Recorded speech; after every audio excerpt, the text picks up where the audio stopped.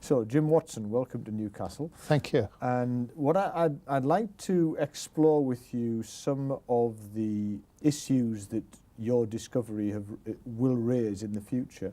But can I begin by asking you to say how much you foresaw? I mean, you've been asked this many times, it's hard to remember perhaps, but when you realised what DNA did and how it worked, you must have started to wonder what the implications would be for the future. Of course, when we saw it as a linear molecule, and we thought it's going to provide a code for providing the information which orders amino acids and proteins, but we didn't know how it did it. So our first question was, what's the code in DNA? So that occupied us from 1953 to about 1966. Right. And so that was really what, we said, get the code. And then when the code was found, some people got pessimistic and said, we'll never see specific codes because DNA is such a big molecule and we don't know how to isolate it. So we'll never really look at individual genes. Some of us said, well, we'll get around this because we'll look at viruses. And where the DNA molecules were small enough, so we thought we could study them. And that's the way my own lab went at Harvard in that period. We took a very small RNA virus and we said, well, we'll study it. Start with something simple. And then in 1973, recombinant DNA came, and suddenly you had a procedure for isolating any piece of DNA, and Sanger and Gilbert came up with their DNA sequencing methods roughly at the same time. And then you could say everything broke loose, that in theory any gene was someday going to be isolated. That obviously led over the next few years towards the concept of the Genome Project. I mean, how did that begin from your perspective? Well, we saw viruses of increasing size from several thousand base pairs to 40,000 base pairs, and then up to 100,000. And then you began to see, well, it was only about 40 times bigger, and you'd have a bacteria. But people were quite opposed to spending money for bacteria. It just seemed you were to study genes. You weren't to really think in terms of the information for an entire organism, that people were reluctant. I think the Human Genome Project really got started because of genetic diseases. Yes, that's what it wasn't the sort of biologist saying, I want to get the program for the development of a fly, which now just seems second nature to people. Sure. They were just, they were gene-oriented, they weren't fly-oriented. They wanted to know how a gene functioned. They didn't really want to know how the information in genes was used to put together an organism. When you became involved in running the Human Genome Project, you said you set apart, I think, 3% of the budget to address ethical issues. Yes. So obviously you and others were concerned then, or at least aware then, that there would be concerns. concerns. Well, I was the director at my other job of the Cold Spring Harbor Laboratory, which had a very strong eugenics program for 30 years. It was sort of the center of American eugenics, and looked at it in retrospect. It did a lot of harm. Yes. And so I didn't want to deny that genetics had been misused in the past, and I thought we'd better face it right away. And we set up with 3% of our money, and I said, well, I'm sure we'll go to 5%. And I didn't think we were going to, that many of the problems were just the problems of, we couldn't solve genetic inequality. If someone, had the bad luck to inherit a gene which was defective and they got a bad disease and they were disabled in some way, you couldn't pass a law or talking about to make them well. So you could, within limits, try and help people. If they could get a job, you'd try and get them a job. But I've always seen trying to use genetics to reduce inequality, not sort of say that it doesn't exist. I think How would you answer those who speak for the disability groups and so on, who say that once you prove someone is genetically less able, that you have in some way disadvantaged them in a way that they can't recover from? I think they're disadvantaged anyways. If you can't read, you're going to be disadvantaged. Right. And You're simply providing an explanation. yes, for and that. if you're, have the bad luck to, have the Fragile X condition, and you never really develop an intelligence much beyond, 5 or 6 years age, you're going to be disabled. And it seemed to me you either would try and cure the condition, or you would hope that children with that condition aren't born. So I think we're, have sort of two aims: to sort of understand the system enough so that people aren't born with these terrible conditions, or we understand the condition well enough so we try and cure it. And so we're going to have, and some people want to cure genetic afflictions by adding genes back, gene therapy. Mm-hmm. So outsiders say we're just trying to identify inequality. We're only trying to identify it so we can not have it. If we had a situation develop which is clearly plausible, where discovery of the Fragile X gene has, which we already have achieved, led us to the potential to treat and perhaps inactivate the trimeric repeat in the Fragile X female carrier, or select out that X chromosome. And so we were left with a situation of being able to treat or offer termination of pregnancy. I mean, do you see a dilemma arising where it's theoretically no longer a disabling condition if you accept gene therapy? Yes. What do we do then? Well, I think you have to say, well, how effective is the gene therapy? We don't know. If it was, you had to get genes added back every week in the way you took a medicine, and it was really so expensive. So if you took your budget for genetics here in Newcastle, and you could only treat 2 people with the budget, you really haven't cured it, because you don't have the means of using this procedure that might work. I'm just the feeling that you shouldn't ever count on the next stage of things. You should just do what you can to cross the bridges as you come to them. Yes, if you can identify the gene for Fragile X and see that, and that you identify women who are prone to this sort of triplet expansion, have the premutation, and give them the opportunity of knowing that their child, the boy that's going to be born, is going to have that condition. They can say, well, really, should that child be born, what am I going to do with it when it's born? I have to have a job. Who's going to look after it? Am I just going to feel miserable from the time he's born? I think that's what you really want to give people, this opportunity. You said opportunity. Whose decision is that? Well, it should be a woman. Right. In fact, I think all these decisions should be made by the parents the women, because obviously if a woman has a husband and active, but in many cases you have single parents, and so the mother is the key if the person. mother and the father disagreed, I would automatically let the woman have the well, any married man would agree that he has little choice. What about the state's involvement here? I mean, that the Chinese have passed this law that effectively says if you carry a genetic problem, you have to have a medical certificate, and you really couldn't have children if you were a Fragile X carrier. I mean, do you think that's a danger that we face? I don't think it's a danger in England. I think our culture, or your culture, or the culture in America, we will get to that situation. I think there are conditions so bad that you would have to say, well, looking at it from the outside, that any woman who chooses to have a child who really has no future at all is very misguided.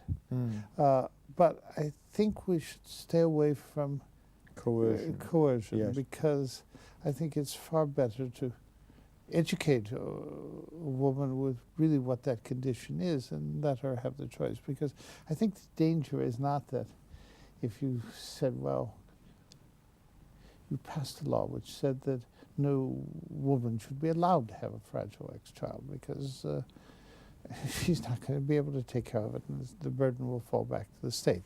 Would be, and that would be a way we would have looked at it 70 years ago. That would have been a progressive way of looking at it. I think the problem is really defining what is too bad. Yes. Because one can easily see states extending this to conditions. And for the small number of children who might be born this, I would rather risk that possibility than go to the situation where the state is going to say, I don't want that condition. Sure. And the price to society is because far it's greater so, than the because cost of the people original disagree with problem. what is intolerable. And I think everyone should decide on their own what is intolerable rather than the Yes. state. The other aspect of genetic testing, which of course is now rising in prominence, is predictive testing for late onset, relatively common disorders, cancer, diabetes, and Yes. so on. There are those who feel that that is liable to create a genetic underclass of people who can't get health insurance, and to some extent we've seen some evidence of that Yes. already. Well, mean, I do you see think that in as a the problem? UK you're pretty protected by the National Health Service because really no one is going to be denied the help they need. And the United States, it's a very real thing. What would you do to prevent that? How would you anticipate Well, I that think, problem? no matter how much certain people scream in the United States, the only sensible thing is, to end up with 1 or 5 HMOs which cover everyone born in the United States. It's the only way. You could say, well, you can have 2 competing health services in a country as big as the United States, and England, I think, is really pretty impractical. And I think in the United States you'd probably eventually agree that They'll you end up need doing one. Yes. So a sort of safety net effect of a health maintenance organisation like the National Health Service, yes, to some extent removes some of the problems. I think you have to have it. I think there should be, you have to have a law of genetic privacy. I don't think anyone should be allowed to say, I want to look at you, your DNA. I think there should be rather strict penalties. If someone is going to cheat and look, it's a very severe penalty. So that no large company is going to do it because they know the penalty is so great. It doesn't mean, that an intelligence service for some reason isn't going to cheat, or those people that we, Difficult to do you think that? But I think we can pass a law of genetic privacy. I think we can pass laws that, this idea that a building society should be able to deny you a mortgage is just outrageous, and I think everyone will agree to it, and it's not going to happen. Do you think, looking outside of medicine, that DNA typing could replace photographs and fingerprints in passports and so on? I mean, is that I think identification I think it's system? this question, do you believe you should escape from your past? If you committed a hideous crime and flee to another country and want to be good for the rest of your life, it's a complicated issue as to, because you could say, well, some crimes are so terrible, you wouldn't want Hitler to have escaped. But, what if it was a credit card bill and they were following you So the rest idea of of making the state too powerful makes you Yes, feel a little you uneasy. get a little worried that It's difficult to if you, had one instance when you were 17 years old of Sure. shoplifting, that Sure. you would be forevermore you're on the list. Yes, it's sort of La Miserable, the should there be someone following you, ready to catch you. On the other hand, you can argue that, when you hire an accountant, if he really has been a dishonest accountant, You'd like to know you that. would like to know. So the net effect may be that people know they can't cheat. So people don't commit. So people actually behave better. It would be a nice thought. I mean, So, I think probably the best thing that would happen would be some countries would allow it and others wouldn't, and you would really See which worked. because Yes. it's so hard to know. What? You know, if your child is lost, Yes. and all you have to do is You look can up see the obvious fingerprint, and benefits. you can see Yes, that you it's can forevermore identify the child. Yes. Yes. So, You immediately start to see upsides and downsides, in fact, of yes. all of these. So that's why I find it so hard to predict. And of course, insofar as we're geneticists, we'd love to know who everyone's parents are because we could do our field better. You know, there wouldn't be. I suspect we'll move toward it. I mean, in the sense Once people that get used to it. I guess to some extent it's a little like televisions and telephones, newfangled things that people couldn't imagine being part of their lives. Once they get used to them, become so integral to their lives, they forget they ever weren't there. yes, you and- know, if someone really did commit a hideous crime, and you know, you had his DNA fingerprint, and anytime you entered a country, you had to have your fingerprint. Rechecked. Yes, not every time you had to be, but under some circumstances. It's both scary and it's not scary. I Yeah, guess yeah. I wouldn't move very fast toward it. I mean, the obvious thing is that anything that would be powerful against the criminal would be equally usable against the political activist by the state, and then it becomes, are you a freedom fighter or a guerrilla? And instantly you can see there are downsides to too You know, much some power for control. countries really demand a registration card, others don't. I mean, the British have always leaned away from it intuitively, Yes, and I whereas suspect we would on the lean away from continent this. it's always been an accepted fact Sure. of life.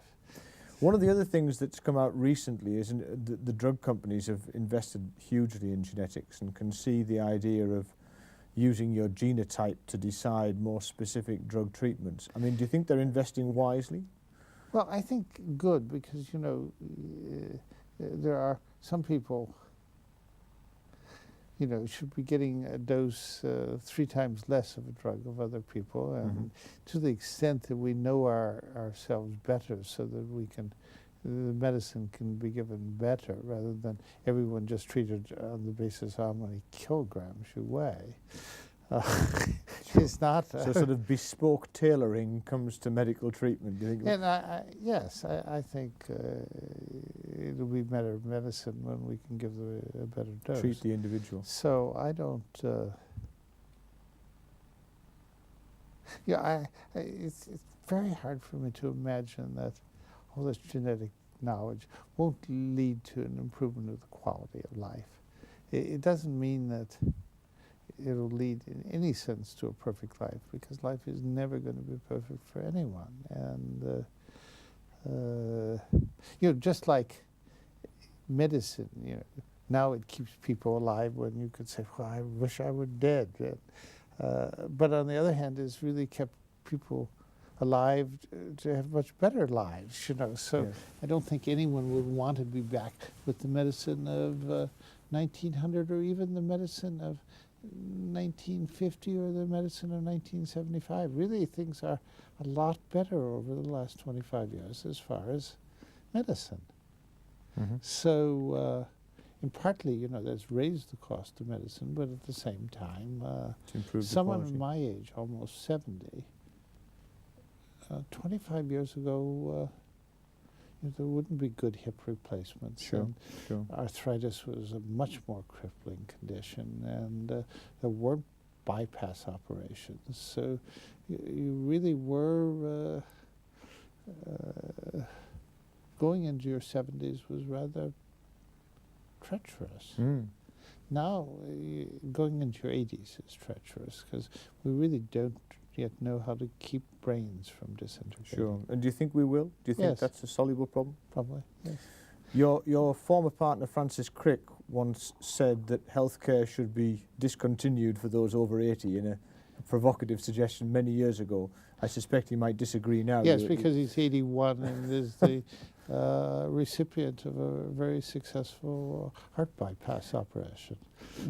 And so those who Done at provide, the age, I think, of 80. So, Right, you know, he right. would So have been one of those. he that- obviously gave that lecture many years ago. I mean, do you think that we will push back the boundary of what we consider old age? I mean, is that an obvious target? Yes, I for don't think genetics? we've, and I think here in the UK you've been really rather remiss of sort of assuming medicine hasn't made progress. So you just arbitrarily, you get rid of your ambassadors at 60 and you get rid of your professors at 65, but you haven't really told them what to do when you get rid of them. Sure.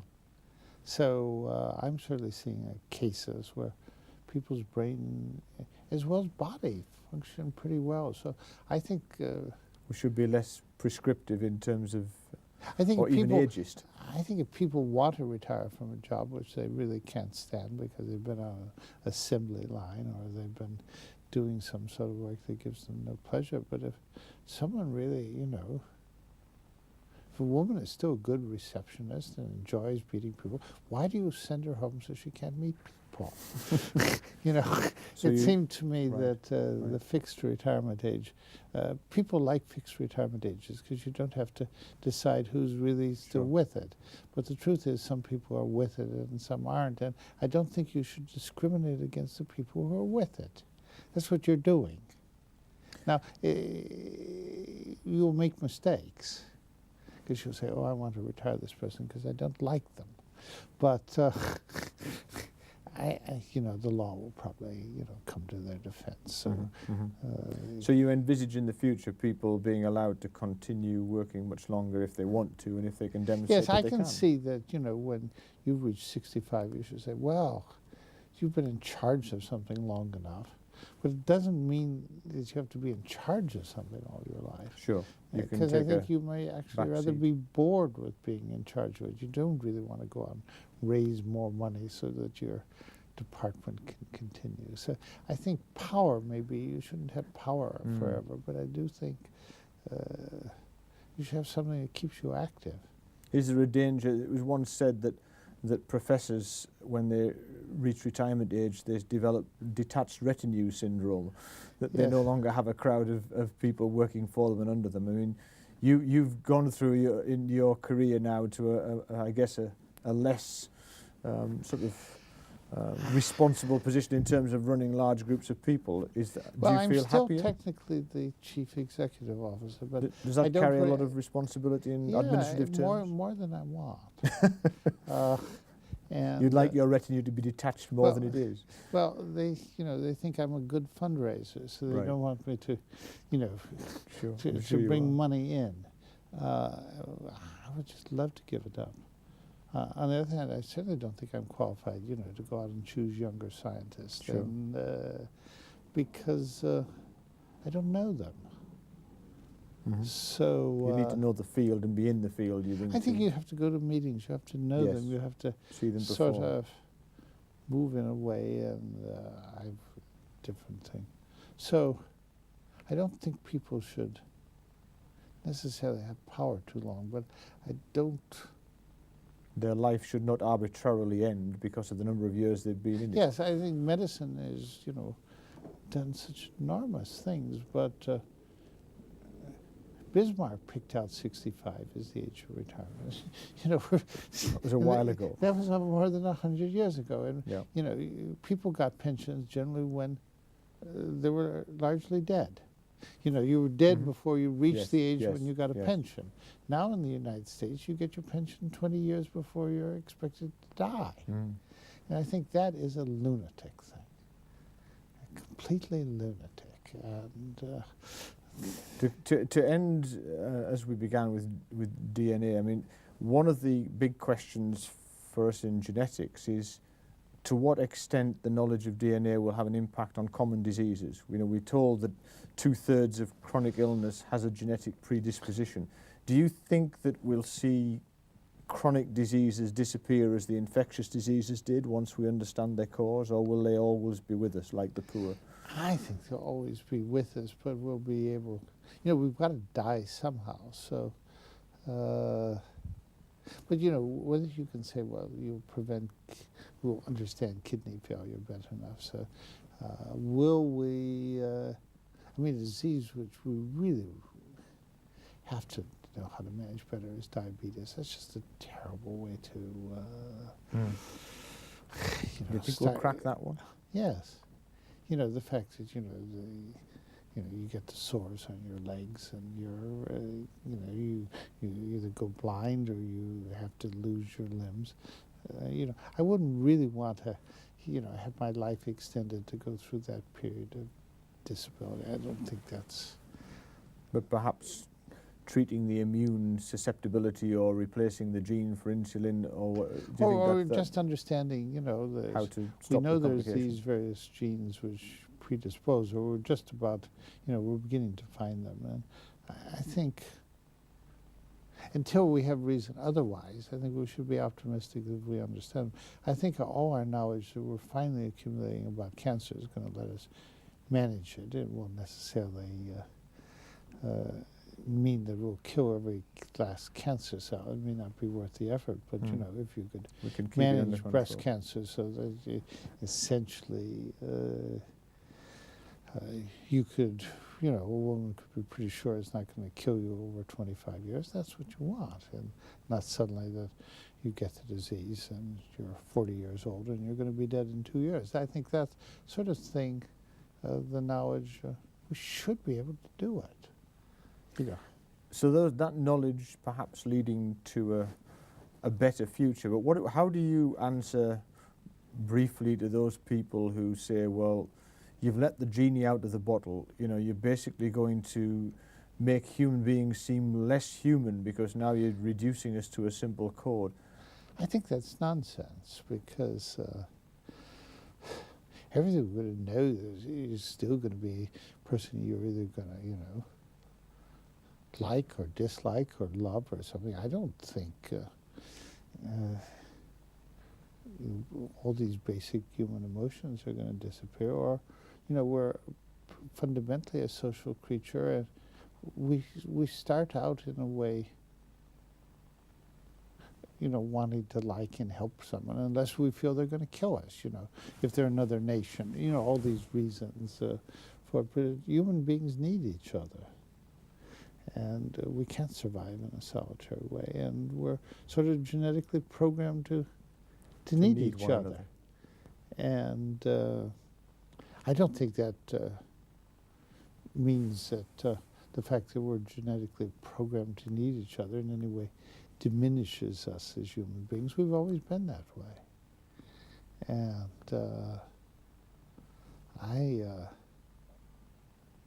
finally I've accept the fact I basically have no free will. I'm a function of my environment and everything that my friends and how I react is so much, my cultural past, as well as the genetic component. But I think it's more the cultural past which determines really, and to that extent that where, my wife can predict what sort of food I'll pick up when I see a menu.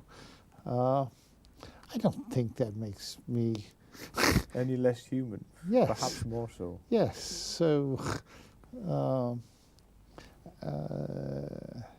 the future is bright. Basically, you think the knowledge of DNA is a good thing? Yes, I think human society is better than it was 100 years ago, certainly better than 200 years ago. And I see no reason why 100 years from now we haven't made things better for ourselves.